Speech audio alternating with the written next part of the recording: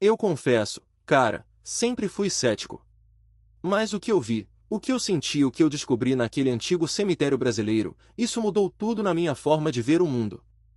As histórias locais falavam de sussurros, vultos, e até um choro constante que vinha das covas mais antigas. Parecia cena de filme de terror, sério mesmo. Mas ninguém sabia o pior. Ou, talvez, ninguém queria acreditar na verdade por trás de tanta sombra e mistério. Eu precisava ir lá e ver com meus próprios olhos. Minha jornada começou quando uma senhora, já velhinha, me procurou. Ela dizia que o cemitério guardava um segredo antigo, algo que a atormentava há décadas. Fui parar em um pequeno povoado no interior de Minas Gerais, onde o tempo parecia ter parado. Um lugar esquecido, mas cheio de memórias pulsantes. O cemitério?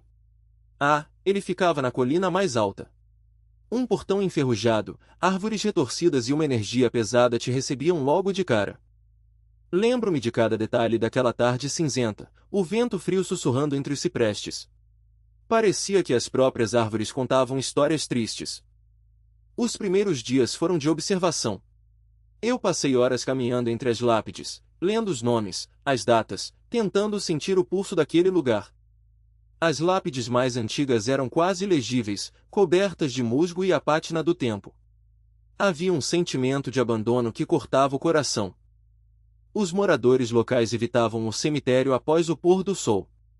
Contavam histórias de luzes estranhas, sombras dançantes e vozes sem corpo. Eu, claro, quis ir à noite. Armado com minha câmera e um gravador de áudio, decidi enfrentar o desconhecido. A adrenalina estava a mil, cara. A primeira noite foi vazia.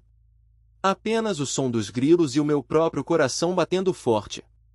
Frustrante, eu admito, mas a intuição dizia para não desistir. Na segunda noite, algo mudou. Enquanto eu filmava perto de uma capela em ruínas, ouvi um som tênue, como um lamento infantil, vindo do fundo. Meu sangue gelou. Não era vento, nem bicho. Era algo que parecia humano. Um choro suave, mas persistente. Foco total, eu estava em alerta máximo. Agora vem o mais louco. Eu segui o som, passo a passo, a lanterna tremendo ligeiramente nas minhas mãos.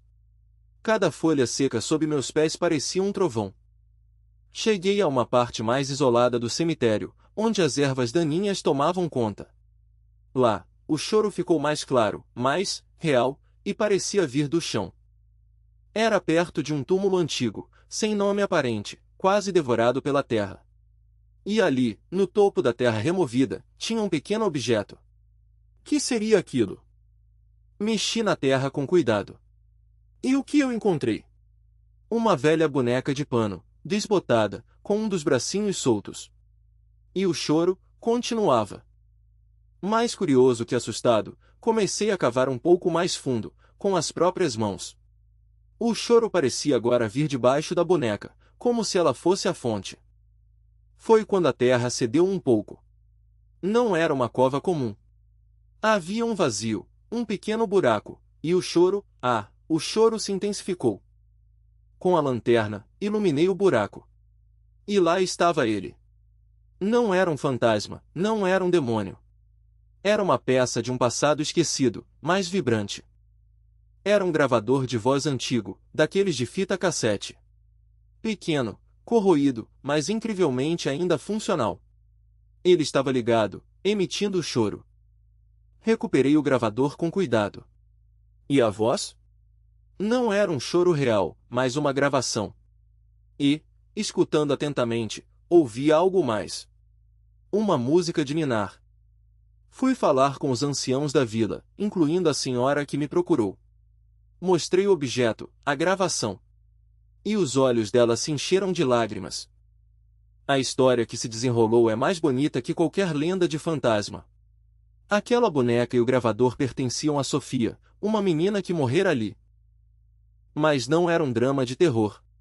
Sofia era cega, e a mãe dela, uma costureira, gravava canções de ninar para que a filha pudesse ver a voz da mãe mesmo depois de partir.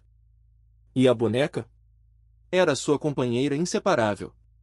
A senhora que me procurou era, na verdade, a tia-avó de Sofia. Ela enterrou os pertences com a menina, imaginando que o choro da boneca era a alma inquieta da sobrinha.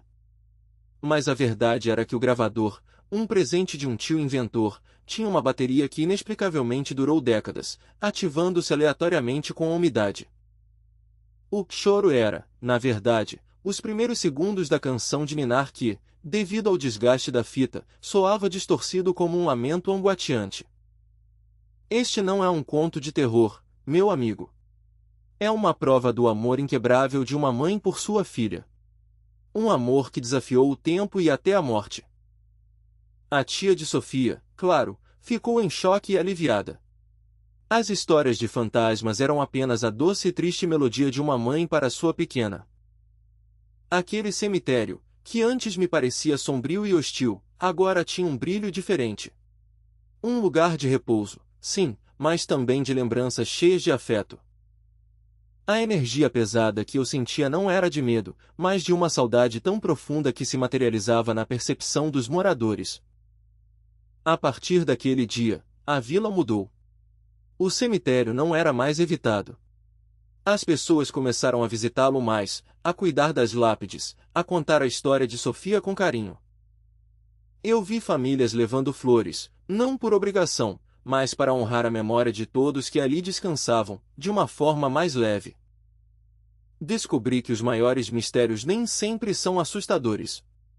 Muitas vezes, eles são apenas histórias de amor e companheirismo esperando para serem decifradas. Essa experiência me fez ver que a humanidade tem um poder incrível de ressignificar a dor, transformando em algo único e comovente. E o antigo cemitério, antes assombrado por lendas, hoje é um testemunho da capacidade humana de amar e proteger quem se foi, num ciclo eterno. É uma daquelas histórias que te faz questionar tudo o que você pensa sobre o inexplicável, não é verdade? Surreal, para ser sincero. As sombras, o medo, tudo isso era apenas um véu, cobrindo uma verdade muito mais singela e poderosa. Uma ode à conexão familiar. A senhora, tia de Sofia, hoje visita o túmulo com a neta, e mostra o gravador. Um objeto simples, mas com uma história que ultrapassa gerações. As canções de Ninar de Sofia, agora limpas e preservadas, são patrimônio da vila, cantadas pelas crianças. Um legado de amor puro e genuíno. Essa história mostra que a assombração era, na verdade, um lembrete. Um doce e melancólico lembrete de que o amor nunca morre, apenas se transforma. Pense nisso da próxima vez que ouvir uma lenda urbana. Talvez, por trás do pavor, exista um ato de carinho, um gesto de afeto. Eu levei uma lição para a vida. Nem tudo que parece paranormal é algo do outro mundo. Às vezes, é só a humanidade sendo maravilhosamente complexa. E isso, para mim, é muito mais fascinante que qualquer fantasma. A resiliência do espírito humano é uma força além da compreensão. Um mistério que se desvendou em uma narrativa de amor, esperança e a beleza das relações que construímos nesta vida. Essa é a beleza dos cemitérios antigos do Brasil, afinal. Eles não são só locais de descanso, mas arquivos vivos de sentimentos profundos. Minha pesquisa nesses lugares nunca mais será a mesma. Agora, cada som, cada sombra ganha um possível significado humano. E essa é a grande lição que Sofia e sua mãe me ensinaram. Que o amor é o maior mistério, e a maior verdade, que existe. Então, se você, como eu, amou essa história que transcende o medo, se sentiu o coração quentinho, compartilhe este vídeo com alguém especial. Manda para quem você ama, para quem precisa de uma dose de ternura hoje. Porque, no fim das contas, a maior magia está nas conexões que nos unem, nos laços que o tempo não pode apagar. Que a história de Sofia e sua mãe te inspire a ver a beleza escondida mesmo nos lugares mais improváveis.